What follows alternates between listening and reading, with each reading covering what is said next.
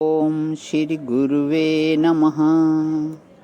अखंडमंडलाकारं व्याप्तमेन चराचरं तत्पदं दर्शितं येन तस्मै श्री गुरुवे नमः।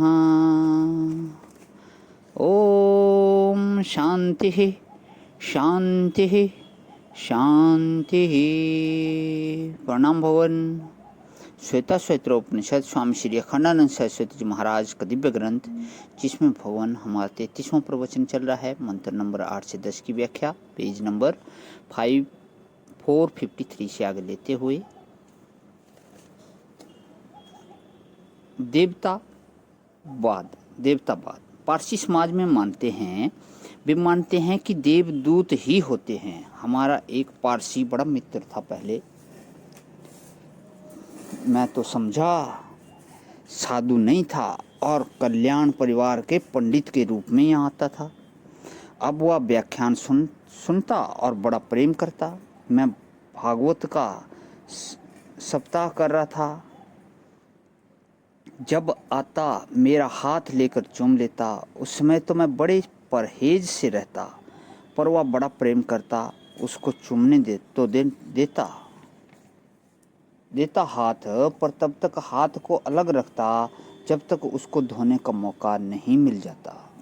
उनका बड़ा प्रेम था और प्रेम का तिरस्कार तो करना नहीं चाहिए, लेकिन तब तक हाथ को बचा कर रखता और दूसरा शरीर छूने नहीं देता जब तक उसको धो नहीं लेता।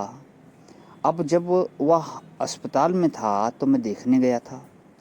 तब वह बताता था कि कैसे देवदूत आते हैं और हमारे शरीर पर हाथ फेरते हैं, और कैसे बिल्कुल दिव्य दशा में मैं रहता हूँ और देवदूत हमसे बात करते हैं।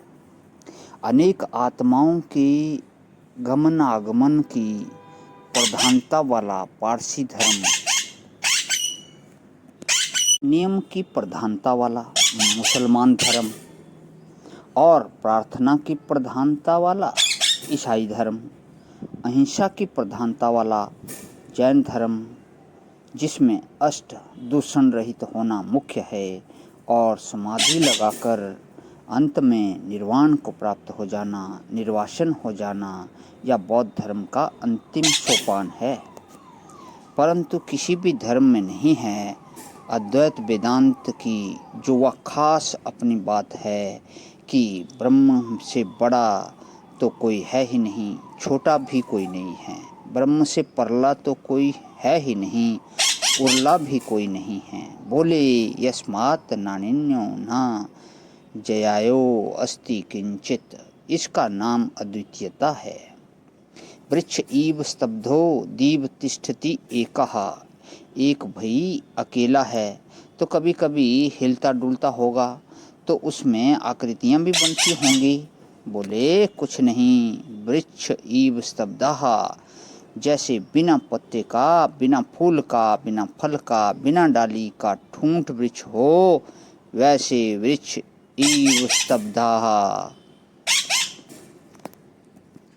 अच्छा भाई, अकेला है तो कभी कभी हिलता डुलता होगा, तो उसमें आकृतियां भी बनती होंगी। बोले कुछ नहीं। वृक्षिव स्तब्धः, जैसे बिना पत्ते का, बिना फूल का, बिना फल का, बिना डाली का ठूंठ वृक्ष हो, वैसे वृक्षिव स्तब्धः।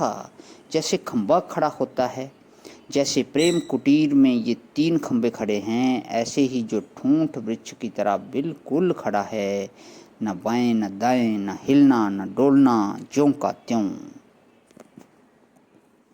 तेनेदं पूर्णं पुरुषेण सर्वं, तेन पुरुषेण इदं सर्वं पूर्णम्। उसी पुरुष के द्वारा यह सब पूरित हो रहा है। जो कुछ दिखलाई पड़ रहा है, आना जाना, मिलना जुलना, हंसना बोलना, सब ब्रह्म है। हम चलते हैं वह भी ब्रह्म ही है, बोलते हैं वह भी ब्रह्म ही है, सुनते हैं वह भी ब्रह्म ही है। उससे सर्वत्र परिपूर्ण चलना उसमें विवर्त है, बोलना उसमें विवर्त है, हंसना उसमें विवर्त है, उठना उसमें विवर्त है। आनंदो ब्रह्म, आनंद ब्रह्म है।